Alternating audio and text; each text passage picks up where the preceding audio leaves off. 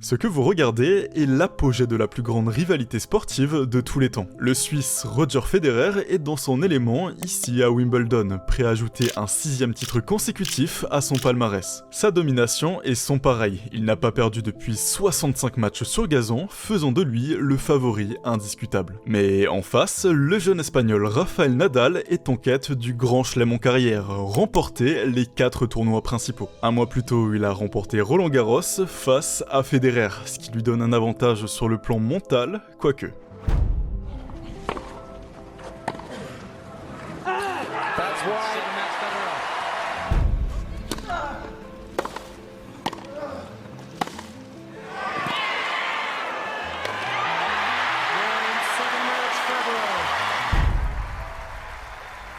Jamais 203, voilà une expression qui sonne bien française. Et pour sa 3e finale consécutive, Nadal est bien déterminé à montrer qu'elle ne fait pas partie de son vocabulaire. Il est résolu à vaincre sa bête noire pour poursuivre sa quête. Later I know I play against the best player of the world and the best player here on grass, and I have to play my best tennis only this way I have chances for win. Les conditions météorologiques ne sont pas idéales. Une forte pluie s'abat sur Londres et interrompt la rencontre à plusieurs reprises. Cela n'empêchera pas les deux acteurs de livrer l'une de leurs plus belles performances.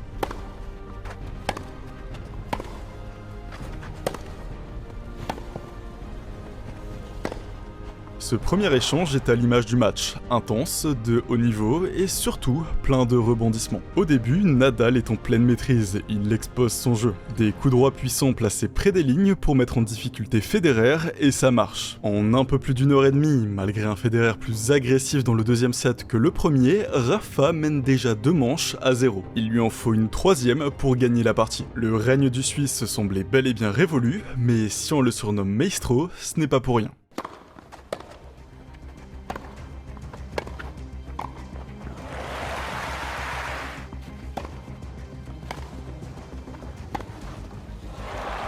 Très bon à la volée, c'est surtout son coup droit dévastateur qui a fait basculer la rencontre. L'Espagnol chute physiquement, puis au score. Rafa aurait pu s'imposer très rapidement. À 3 jeux partout sur le service de Federer, il mène 40-0 et dispose de 3 balles de break. Un seul point marqué lui aurait certainement ouvert la voie de la victoire, mais il commet 3 fautes directes, permettant à Federer de rester en vie. À 6 jeux partout à la fin du set, c'est donc le tie-break qui va départager les joueurs. Un jeu décisif où le premier à atteindre 7 points remporte la manche.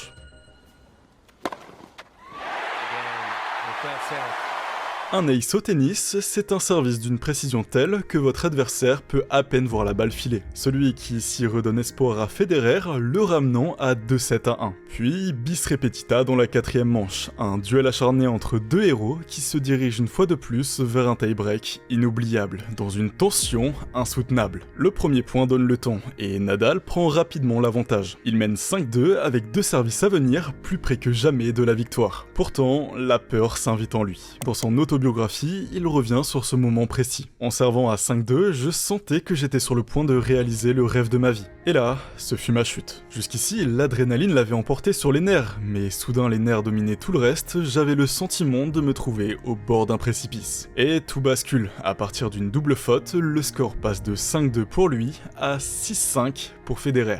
Une balle de 7 pour le Suisse, gâchée. Puis une balle de match pour Nadal, également sauvée par un nouvel ace de Federer. Les points sont tous d'une qualité extraordinaire, mais c'est finalement Federer qui aura le dernier mot.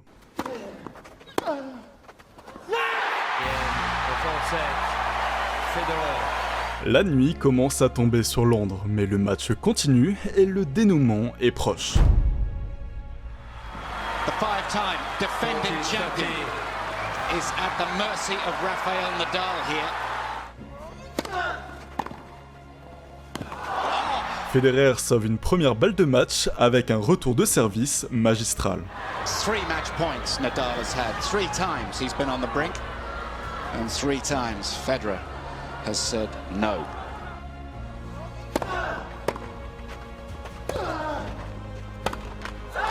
There's a new man at the head of men's tennis. Rafael Nadal. Dans l'un des plus beaux matchs de tennis de l'histoire, Rafa vient de vaincre le maître des lieux, mais surtout d'accomplir son plus grand rêve. La verdad es que a mí me gusta más pista cubierta o hierba o esto que jugar en tierra. ¿Y el torneo que preferirías ganar? Wimbledon. Comment Nadal a-t-il fait? Pour le comprendre, il faut plonger dans son mental, forgé dès sa jeunesse. En 1998, la petite île espagnole de Majorque est honorée par un homme aux cheveux longs, sous son bandana, spécialiste de la terre battue. Non, ce n'est pas celui auquel vous pensez, mais Carlos Moya qui remporte Roland-Garros. Pendant ce temps, originaire de la même île, Rafa n'a que 12 ans et fait déjà parler de lui. Il gagne l'Open Super 12, le tournoi international de référence dans sa catégorie d'âge. Mais ce n'est pas non plus un hasard. Au-delà de ses performances précoces dans le tennis, sa famille a déjà un pied dans le monde du sport professionnel. Son oncle Miguel Ángel est à ce moment-là un joueur du FC Barcelone. Le football, un sport que Rafa a aussi pratiqué et a laissé des traces sur les cours de tennis. Car c'est à travers la petite balle jaune qu'il a finalement trouvé sa passion, sous la tutelle d'un autre de ses oncles, Tony Nadal. Dans une société où 90% de la population utilise leur main droite pour tout faire, Rafa se démarque. Il maîtrise les gestes du quotidien de cette main, mais dès qu'il saisit sa raquette, c'est là que son génie opère. Il se métamorphose en un gaucher d'exception. Son coup droit s'élève avec la grâce de sa main gauche, quand son revers reste fidèle à l'élégance de ses deux mains, à l'image du légendaire Jimmy Connors, avec pourtant un style de jeu bien différent, tout simplement unique. C'est son oncle Tony qui a encouragé Rafa à jouer avec sa main gauche, car à ses débuts, il frappait toutes les balles à deux mains. Un choix réfléchi. Son œil directeur est le droit, donc en exécutant ses coups droits de la main gauche, il peut continuer à suivre la trajectoire de la balle avec précision. Un avantage considérable, surtout contre les droitiers, la majorité de ses concurrents.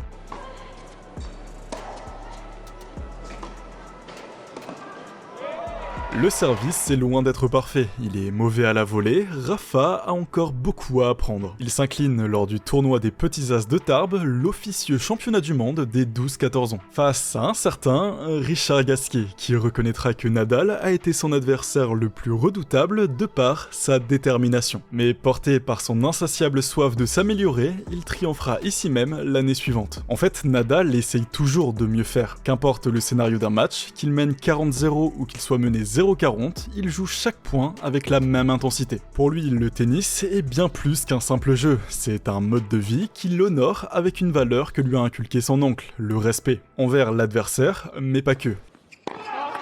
Wow. Oh, that's a wonderful moment though. Good girl. Cherchez sur internet le nombre de raquettes qu'il a cassées, vous ne trouverez pas grand chose. Plutôt que de s'énerver contre le public, l'arbitre ou son équipement, il reste impassible, en harmonie parfaite avec ses rituels. L'alignement précis de ses bouteilles, le toucher méticuleux de ses fesses et de son visage avant chaque service, et bien d'autres gestes encore. Tout cela est un moyen pour Nadal de maintenir un contrôle absolu sur lui-même. En fait, toutes les pièces du puzzle étaient en place dès sa jeunesse pour façonner l'homme qu'il est devenu. Certes, la génétique a joué un rôle, mais la véritable origine de son succès réside dans le travail acharné et la discipline. Et derrière chaque réussite se tient un entourage familial qui a été présent à chaque étape de son parcours. Particulièrement en 2004, le début d'un problème qui allait avoir un énorme impact sur sa carrière. Passé professionnel à seulement 15 ans, 3 ans plus tôt, il a déjà fait ses preuves. Première victoire sur le circuit principal contre Ramon Delgado, il consolide son expérience à travers des petits tournois, ce qui lui permet de frôler le top 100 et d'obtenir une invitation pour son premier Masters 1000 à Monte Carlo, l'étape ultime avant d'accéder au Grand Chelem. Il va faire sensation. Au deuxième tour, il affronte nul autre que le tenant du titre de Roland-Garros, Albert Costa. Trying to close it out here with his first match point.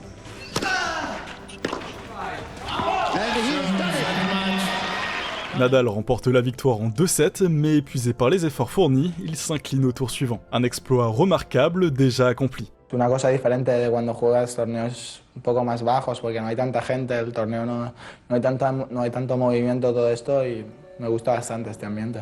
Un mois plus tard, au tournoi de Hambourg, il terrasse le Mallorquin dont il avait suivi les traces, Carlos Moya, avant de se lancer dans ses premiers grands chelems à Wimbledon et à l'US Open. Une précieuse expérience le propulsant ainsi vers une année 2004 pleine de promesses. Ou pas. En avril, une blessure au pied gauche l'éloigne des cours. On lui annonce que la récupération pourrait prendre jusqu'à 6 mois, mais en 3 mois seulement, il effectue son retour. Mieux que ça, il joue un rôle crucial dans la victoire de l'Espagne à la Coupe Davis en fin d'année face aux États-Unis. Il bat même Andy Roddick, numéro 2 mondial, dans un match épique en 4-7. Il soulève son premier trophée en équipe, marquant ainsi le deuxième triomphe de la saison, après avoir déjà remporté un tournoi individuel en Pologne plus tôt dans l'année. Tout semble aller mieux, mais à 19 ans, on lui dit que sa carrière sera courte. Son pied gauche souffre du syndrome de Müller-Weiss. Ça provoque la nécrose d'un os sur le dessus du pied et une douleur intense. Chaque pas, chaque démarrage, chaque glissade lui inflige une souffrance, tandis que ses articulations endurent le poids des matchs. Ses appuis, ancrés au sol, vont avoir un impact sur le reste de son corps. La douleur au pied engendre une surcharge sur ses genoux, expliquant les multiples blessures qui l'ont accompagné dans sa carrière. Pour vous dire, il a même envisagé de se reconvertir dans un autre sport, le golf. Mais Nadal est un combattant. S'il est parvenu jusqu'ici, ce n'est pas pour abandonner maintenant. Avant de se métamorphoser en papillon, ces futurs insectes traversent l'hiver en douceur dans leur chrysalide, se préservant ainsi du froid pour prendre leur plus bel envol au souffle du printemps. 21 mars 2005. Pour le premier jour de cette douce saison, Rafael Nadal s'incline face à Roger Federer. Une défaite qui ne ressemble en rien à une défaite, car elle marque le début d'une ascension fulgurante. La terre battue qui a façonné son jeu depuis son plus jeune âge va le consacrer aux yeux du monde entier. Absent de l'édition précédente, il est réinvité à Monte-Carlo. En demi-finale, il rencontre de nouveau le Français qu'il avait battu plus jeune. And there it goes. Premier set pour Gasquet qui remporte le tie-break.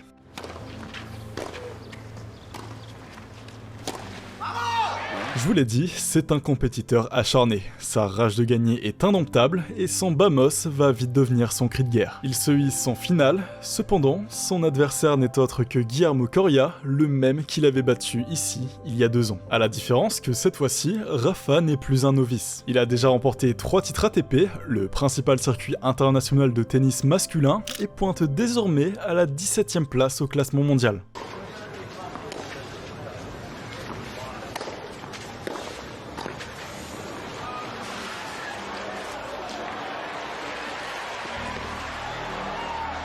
Ça, c'est le premier point gagnant du 5e jeu du match. Nadal est inspiré, il est pourtant en retard au score. Les amortis de l'Argentin lui ont permis de faire le break un peu plus tôt. Mais il dépense beaucoup d'énergie à contrer le redoutable lift de Nadal, ce coup où la balle revient très vite au sol avant de rebondir très haut. Coria commet alors plus d'erreurs que d'habitude. L'Espagnol l'harcèle sur son revers et il semble presque impossible de lui infliger le moindre coup gagnant. Le score bascule nettement en faveur de Rafa, 6-3, 6-1. Si ce match avait eu lieu en 2007, ou même plus récemment, il serait déjà champion. Sauf qu'à cette époque, en finale de Masters 1000, il faut remporter 3 sets pour gagner. Et c'est précisément dans le 3e que le cours du match va changer.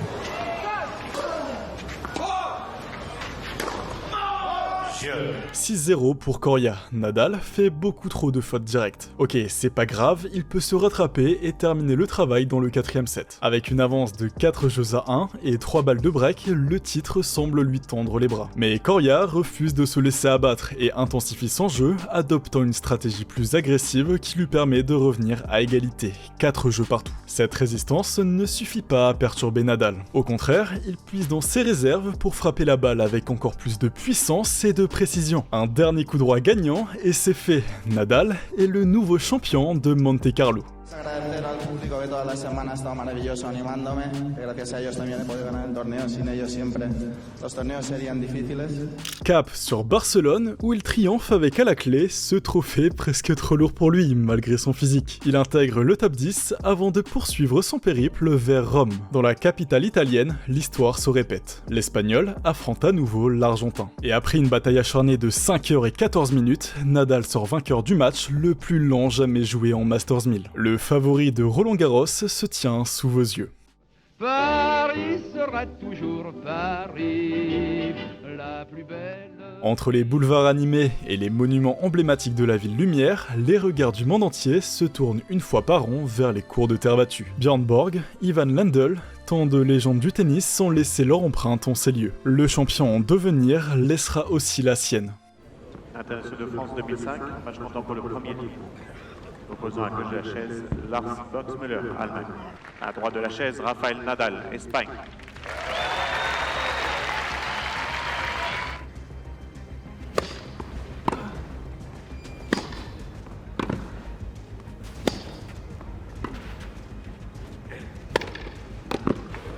premier point à Paris pour l'Espagnol. Il enchaîne avec le premier set, puis sa première victoire. Lorsqu'il affronte Roger Federer en demi-finale, il n'a encore jamais vraiment été mis en difficulté. Le Suisse non plus, il n'a perdu aucun set. Mais Nadal est animé par le désir de revanche depuis leur duel à Miami en début d'année. Sa confiance est absolue, il a gagné ses 22 derniers matchs sur terre battue.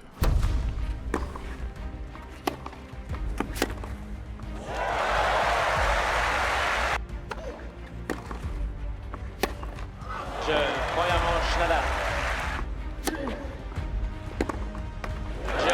Deuxième manche, Federer.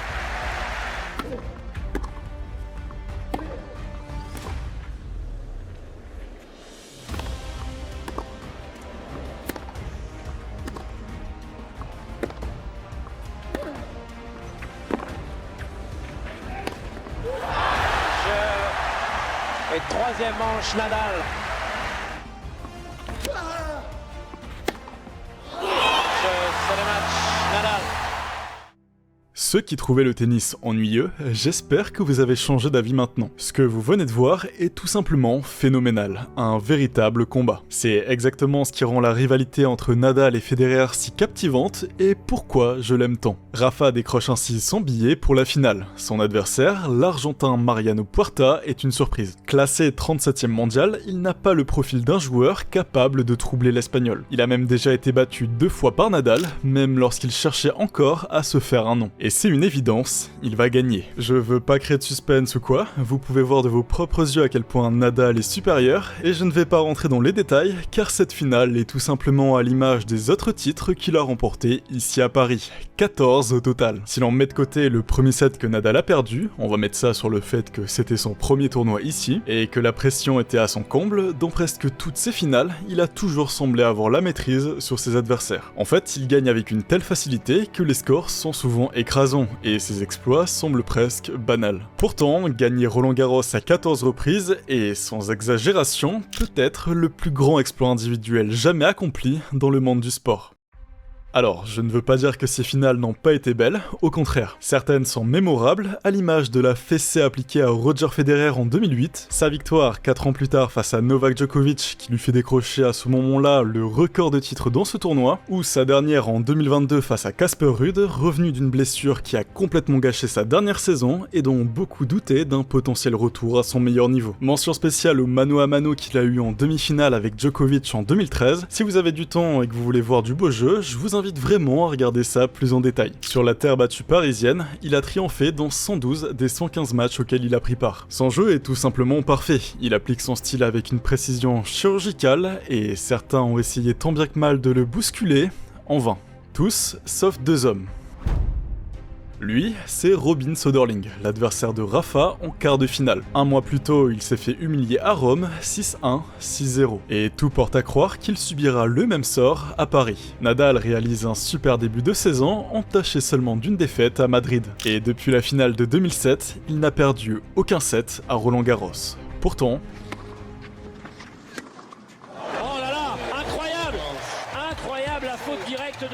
cette erreur de Rafa qui offre le premier set à son adversaire reflète parfaitement son match. Trop de fautes directes dans des moments cruciaux. Quand le public se rend compte que Söderling peut gagner, l'ambiance devient étrange.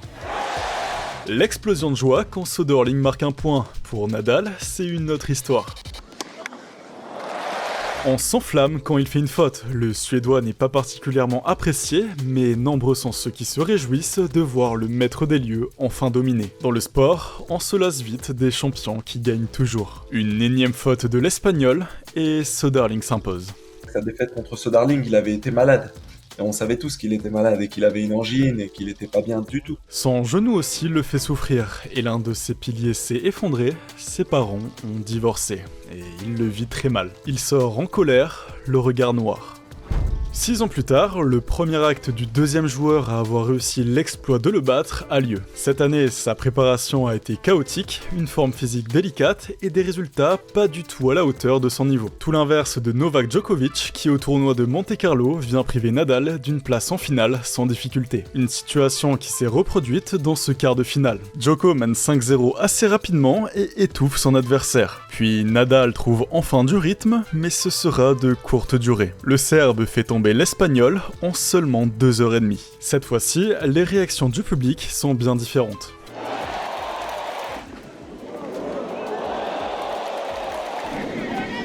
Nadal est soutenu, ça leur fait mal de le voir se faire écraser si violemment. When I won here, the only thing that makes me happy is have the trophy with me. Doesn't matter the opponent. The important thing is the victory and the title. That's it. I lost in quarterfinals. En 2021, c'est pas du tout la même ambiance. On est en pleine pandémie, seulement 5000 chanceux assistent au match. Mais à 23h, c'est le couvre-feu.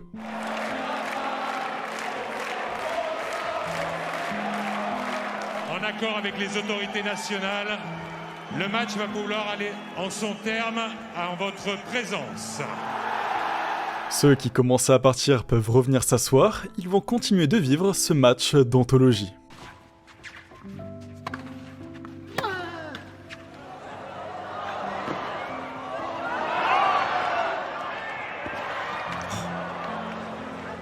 C'est dedans! C'est dedans! Oh, incroyable! Depuis que Djokovic est réveillé, après avoir été mené 5-0, il est en feu. Il revient à égalité, remporte le set et finit par triompher, profitant du déclin physique de Rafa. Première chose que je dois dire, que était mon privilège aussi pour être sur le court avec Rafa dans cet incroyable match, le plus grand match que j'ai joué ici à Paris, c'est sûr. Pression jouer contre lui ici, c'est autre level. Je pense que c'est quelque chose peut-être très spécial dans notre sport. Rafael Nadal à Roland-Garros, c'est tout un symbole. Ce n'est pas un hasard s'il a eu l'honneur d'avoir sa propre statue ici. Il en mériterait presque une pour chaque tournoi de Masters 1000 sur terre battue. Il a triomphé 11 fois à Monte-Carlo, 10 fois à Rome et 5 fois à Madrid, des records pour chacun d'entre eux. Mais pour être un tennisman de légende, les chiffres ne font pas tout. Il faut savoir s'en sortir sur toutes les surfaces. Après sa victoire à Wimbledon en 2008 sur gazon, il faut confirmer sur surface dure, la plus courante en tournoi. Ces matériaux peuvent varier, mais pour faire simple, elle est beaucoup plus rapide que la terre battue, ce qui fait que les échanges sont souvent moins longs. Forcément, il est aussi passé par là et a entre autres gagné 2 fois le grand tournoi du Canada. Il a plus de mal à l'US Open et l'Open d'Australie, où il se ferme les portes d'une première finale, après une défaite contre Jo-Wilfried Tsonga. Son premier grand rendez-vous sur cette surface sera donc une finale olympique à Pékin. En face de lui, le Chilien Fernando González, qui, bien qu'il ne soit pas favori, a tout de même remporté la médaille d'or 4 ans plus tôt dans le tournoi en double. Il aurait sans doute aimé réitérer ici en simple, mais raté, Nadal s'impose en 3-7.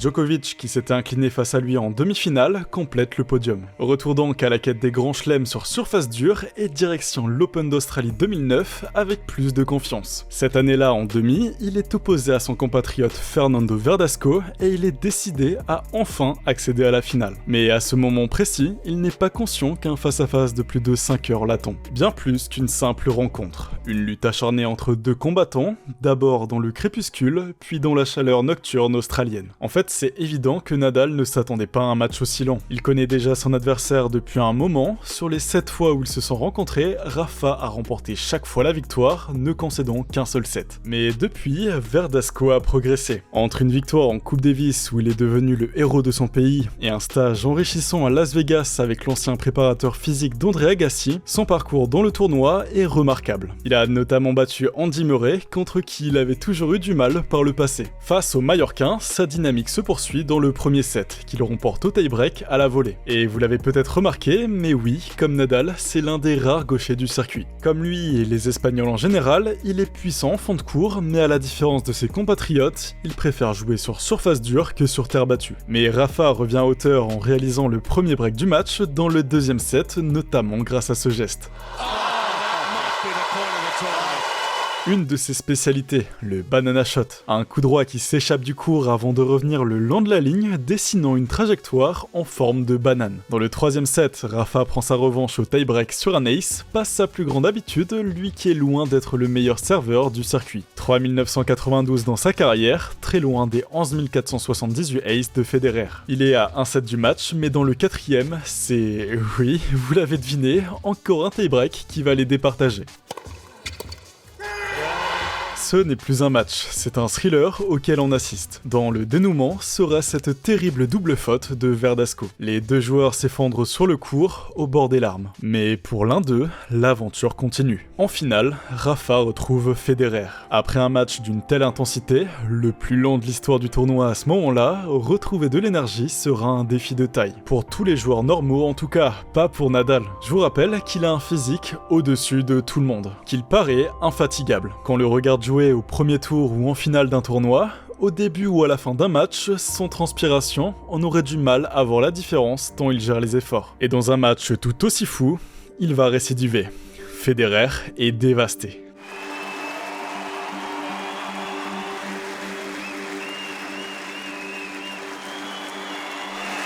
I'll try again. I don't want to have the last word. This guy deserves it. So, Rafa, congrats. First of all, Roch, sorry for today. I already know how you feel right now. It's really tough, but you remember you are a great champion. You are one of the best of the history. L'US Open est la dernière étape pour réaliser le grand chelem en carrière. En demi-finale de l'édition 2010, les 3 membres du Big Three sont présents. Novak Djokovic bat Federer en 5 manches, sauvant 2 balles de match. Dans l'autre demi-finale, Nadal se qualifie aisément en 3-7. En finale face aux Serbes, Rafa impose sa suprématie et décroche ainsi son 3e grand chelem de l'année. Depuis 1969, aucun joueur n'avait réussi l'exploit de remporter 3 tournois du grand chelem consécutivement. Mais surtout, il devient le 7e joueur de l'histoire à conquérir les 4 titres du Grand Chelem. Un cercle très fermé que rejoindra aussi son adversaire malheureux dans cette finale. Bon, vous l'aurez compris avec les matchs qu'on vient d'analyser, en fait, Nadal n'est pas que le maître de la terre battue. Il s'est joué sur toutes les surfaces et si vous n'êtes pas convaincu, il suffit de voir son palmarès. La vidéo ferait 1 heure si je vous parlais en détail de tous les matchs les plus fous, mais quand on pense à lui, évidemment qu'on a aussi en tête sa finale à l'Open d'Australie 2022, dont il est revenu d'entre les morts dans un duel acharné contre Daniil Medvedev, qu'il avait déjà écœuré 3 ans plus tôt à l'US Open 2019. Et ce qui est beau, c'est que même à travers la défaite, il a réussi à créer des moments d'anthologie, souvent face à ses 2 plus grands rivaux. Mais vous remarquerez peut-être que depuis les 2 dernières années, je n'ai pas abordé un seul de ces matchs.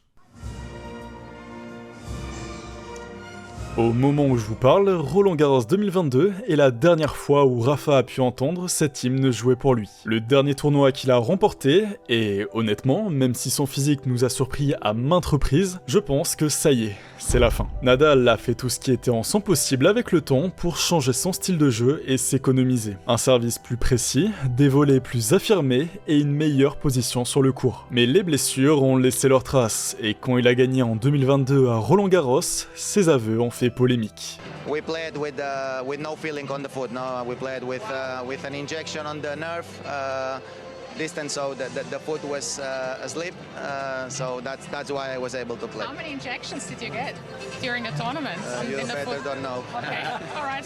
Peut-on parler de dopage? Non, puisque ces infiltrations pour anesthésier la douleur sont permises, pas seulement dans le tennis d'ailleurs. Dans le monde du cyclisme, c'est pourtant interdit, ce qui a suscité des critiques envers le champion espagnol. Nadal n'enfreint aucune règle, mais ça soulève une autre préoccupation, sa santé. En utilisant cette méthode, il ne guérit pas vraiment, mais masque simplement la douleur. Il peut jouer, mais risque d'aggraver sa blessure. Et depuis, ses résultats sont absents. En 2023, il rate toute la saison à partir de février et chute à la 670e place mondiale à la fin de l'année. Ouais, ça fait mal. Pour son retour cette année à Brisbane en Australie, l'attente est grande, mais la réalité décevante. Il gagne ses 2 premiers matchs, mais s'incline en quart après avoir ressenti une douleur à la hanche. Forfait pour l'Open d'Australie, repoussant son retour jusqu'à Barcelone, où il peine à retrouver son rythme, ne gagnant qu'un match. Pour son dernier tournoi en Espagne à Madrid, il y a eu une amélioration, mais en 8e de finale, il finit par s'incliner.